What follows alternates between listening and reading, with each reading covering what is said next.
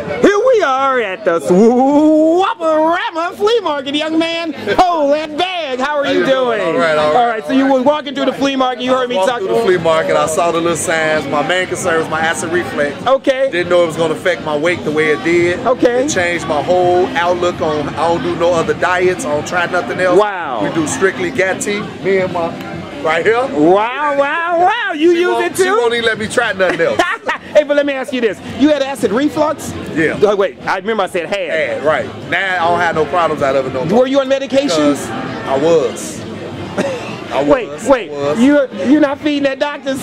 You're not feeding that doctor money no more? Right. And it did a lot for the bloating and the gas pockets. And how big was your stomach? It was about out here. Man, stop lying. You expect people to think. I've been on the Gatti since August. Since August? So it's been about maybe about 3 months? Consistently as I should be. Okay. And I still see the difference. That's why I come to get FOMO. Do you know me personally? No. You don't know me? Ma'am, tell me this. What has it done for you for the ladies? Just for the ladies, baby. For the ladies. As close to flat as you're going to get, all natural. It releases all the gas, which we have a lot of, and we don't know. And I didn't believe it myself.